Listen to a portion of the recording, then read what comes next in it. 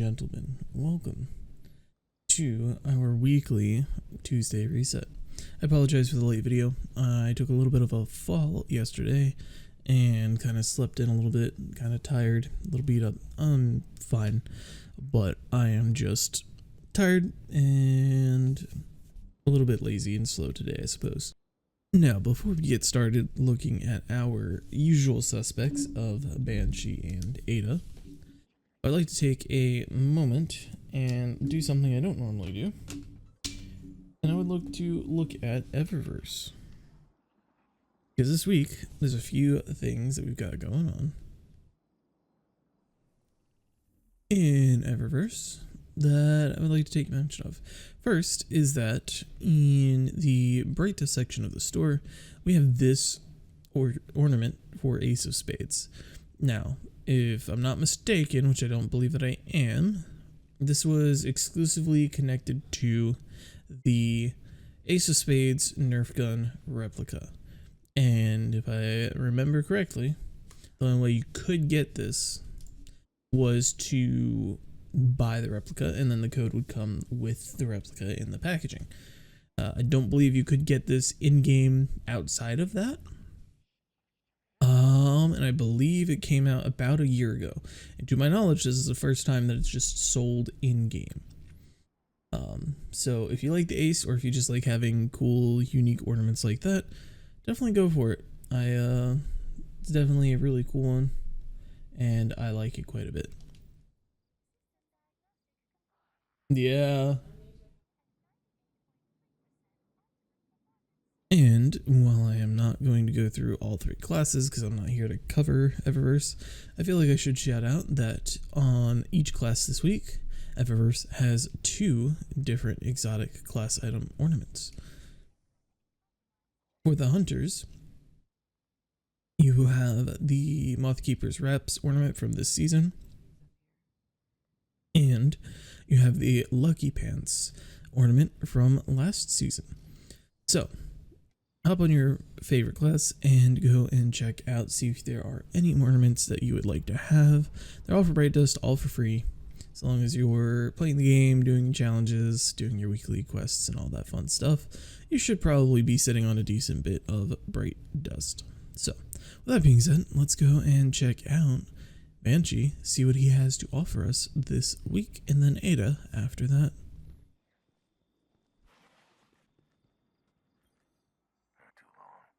Now, let's see.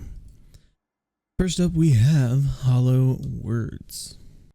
This is the older version of the gun, way back from season Arrivals, I believe it was. This, I don't know, something about this roll, it feels like weird and quirky and makes me want to buy it for some reason. I'm not suggesting that you should. I probably won't. But there's something about it that just like calling to me in a weird way. Like, hey, Feeding Frenzy and Sympathetic Arsenal. When have you ever seen that together? Never. I haven't. Ever. Not once. So, yeah, I don't know. Neither of these perks were really going to help you in PvP, and in PvE, there's frankly just better options, even on this gun, I believe, even though there's not many better options. Yeah, Lead from Gold, Surrounded, Disruption Break. Yeah, there's a lot better that this gun can roll with, but something about this roll specifically is making me want to buy it. I don't know. Not suggesting that you do, so don't take it as that. I just think it's quirky and unique. But yeah, there is a new version of this gun. It is enhanceable, has an origin trait, has some more artifact and subclass synergies to it, so probably don't get this version. Up next, we have the Enigma Void Glaive. Not many people like glaives, which is understandable, but this is really not a terrible roll. You got Subsistence and Frenzy, you got a damage increase and ammo refund. Swap mag is good, light mag is also good. And then Super Cooled Accelerator is pretty decent. I like to have a rangy glaive personally, and a decent amount of reload speed. So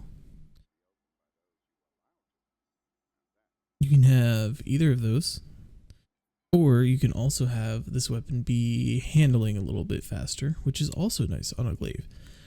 All that being said, this is a craftable weapon, so you can get this on the Throne World, I believe, or you can buy from here and use your decoders and craft this thing up exactly how you want it. Up next, we have the Tarantula Arc Linear Fusion Rifle. Now, this roll is pretty rough, but honestly, this whole fusion rifle is pretty rough. It was a world drop way back in the day, and was it dead orbit before it was a world drop, maybe? Or was it always a world drop? I feel like it was always a world drop.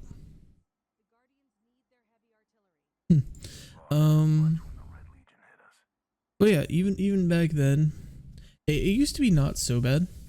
It has box breathing on it, and that kind of made it good back in the day.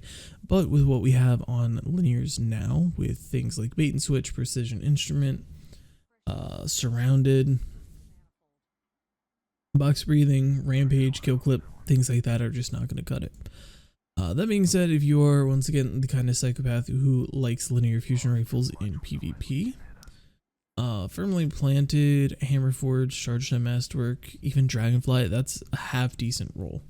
In my opinion, you kind of want a different battery if you are going PvP, but this is a option for you to use in PvP if you feel so inclined. Up next, we have the Retrofit Escapade Void Rapid Fire Frame Machine Gun. As always, all of these weapons with ambush on them are phenomenal. It's a great origin trait, and the weapons themselves are pretty bang up. That being said, this is weird. It's kind of a good roll and kind of not. So the thing that makes this really, really strong is that it can come with 4th times the charm, as well as a bunch of different damage perks, namely target lock. So Frenzy is a really good damage perk, super slept on because there are other damage perks that give you more damage in the game, but it's still a really good perk. And Zen Moment is nice because it helps you stay on target longer. With that being said, when you know that this thing can have free ammo, basically return half of its ammo reserves to you for free, just refund it to you out of thin air. And when it can have other things like Golden Tricorn or One for All or Target Luck over Frenzy, it kind of makes you look at this roll and go, I don't know about that. But at the same time, this is not a bad roll at all either. So, once again, this is a craftable weapon. So if you don't have it, I definitely recommend picking this up. This roll is not going to be awful for you. But it's also not going to break the bank on damage either. And if you have your harmonizers, you can then use those on here to craft it. Next up, we have the Semi-Otician, a strand rocket launcher. I believe this was the first strand rocket launcher we got. Explosive light is not bad. This is from Season of the Witch, I believe. This thing was kind of rough because its left column didn't really have too much that you kind of really wanted. That explosive light, which is really, really good. But left column, you've got like field prep, you've got stats for all, and maybe impulse amplifier. And the rest are kind of not super great. You can get Bipod on the right side, you can get Hatchling on the right side if you're going for an add clear style of a rocket. But if you are wanting to use this rocket for a damage machine, as you know, most rockets you do want to do that with, I guess your best roll realistically, in my opinion, is going to be impulse and explosive light. But as with several of our other weapons, this is craftable, so even if this is not a fantastic roll that is in the shop today, you can craft it using harmonizers or going and playing the old activity. Oh, what is it? Wasn't there one of the exotic quests that drop witch weapons? Or am I confused? Maybe there wasn't. I could have swore that there was. I actually don't remember. But either way, you can definitely use a harmonizer on that. Up next we have the Path of Least Resistance once again. In terms of actual trace rifle perks, or traits rather, your barrel, your mag, your masterwork, all that, this is really good. Poly rounds, tac battery, range masterwork. That's gonna put you up to, you're gonna be kissing 90 on both your range and stability, which is nice. Hipfire grip is not my cup of tea, but you can make it work for sure. And Harmony is another weapon perk that's a little bit slept on. There are better damage increases, but I like that you can just kind of set this in your back pocket and then just rip it out and fry some enemies. For an add clear weapon, this is actually pretty decent, and I think it would be a good weapon to add if you don't have one. If you haven't been lucky enough to get the Iron Banner Arc Trace Rifle, or if you were not playing or lucky enough to get a good roll of the Coranios from the Guardian games, this roll will be okay. It'll give you a damage perk and decent stats. It is craftable as well, so you can use your harmonizers. I believe this one drops from the, oh god, is it the Pulse Rifle Exotic Mission? God, why can I, Revision 0, the Revision 0 mission. I believe you get a guaranteed red border weapon each week that you do it on the harder difficulty, if I remember right. I never had much luck doing that, and with all of those, besides one of the weapons, I believe, I had all the weapons crafted by the time they made that change. So I haven't really messed with it too much hands-on, but I know that the exotic missions all seem to drop a set of weapons, and you get a guaranteed red border each week, if I'm not mistaken. But with that being said, let's go and see what Ada1 is up to this week. Alrighty folks, we're here at 801. As always, she has your synthesizer bounties. And for this week's armor set, we have the Red Moon set. I believe it should be the same on all three classes, although I think the other classes have a different name for it. Oh, no. This was not the three of the same. This was the three unique sets. Got you. That's right. So for our hunter, really have we actually have some interesting spiky pieces. You got your chest piece that has 23 strength and 16 mobility, which are decent spikes, honestly. You've got your helmet with 22 mobility, 17 intellect. Both of those are actually kind of okay. Now, most people use Ada purely for transmog. That's kind of what she does now. The armor is not meant to be useful, good statted armor. But as I always say, even if something is bad on its stats, but it has a spike or two spikes that help your overall build, that you can stick in your build, it gives you triple hundreds, give you quad hundreds, dual 70s, whatever it does. If it works, it works. And this chest piece and this helmet could work, I think, in some sets. I hazard to say that the legs too.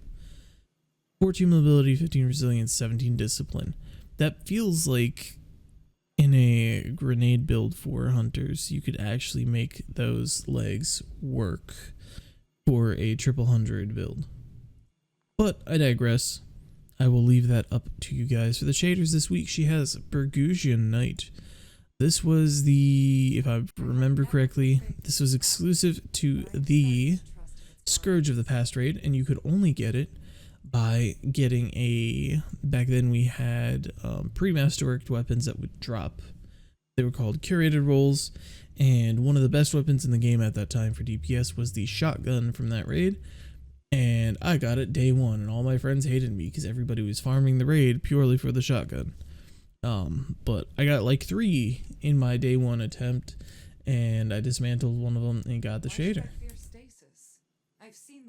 Next we have Tangled Rust, a shader from the Tangled Shore.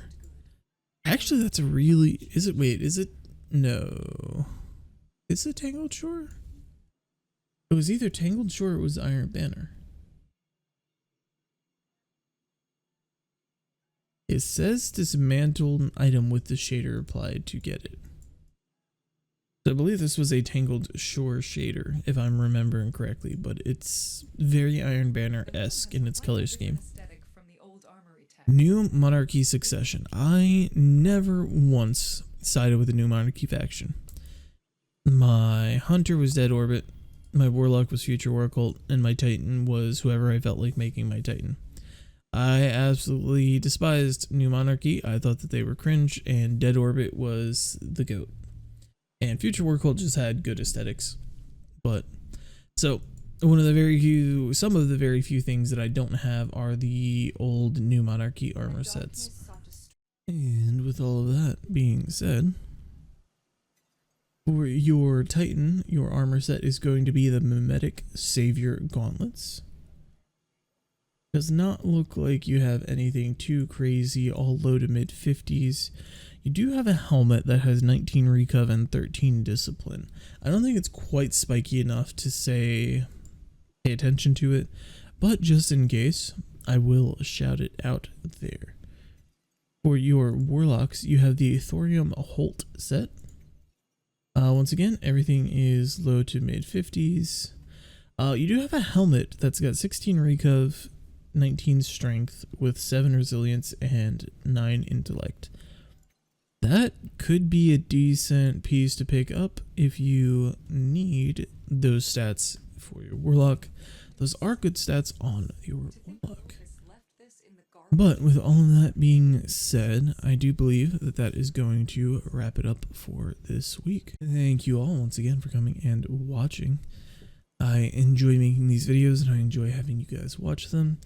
And it means a great deal to me that you all have been so supportive thus far. I hope you have a good week, Guardians. I hope you enjoy the next drop of content for Act 3. And I hope you're all getting excited for Rite of the Nine. I know that I am for sure. I want to get some of those weapons. Some of those weapons, even like I have farmed so much for the current rolls and drops of the weapons and just cannot get the rolls that I want for some reason. So maybe now that there are adept weapons out, it will give me a extra chance to farm a little bit more and get some adept rolls of some of the better weapons in the game. But with all that being said, I appreciate you guys as always. If you enjoyed the video, do be sure to leave a like. And if you want to keep up to date with vendor inventories and hear some discussion on perks and unique combinations and maybe some hot takes on rolls and armor stats and things like that, keep a follow on the channel. Turn on notifications if you never want to miss a video. And with all of that being said, I will see you guys in the next one. Have a good week, Guardians.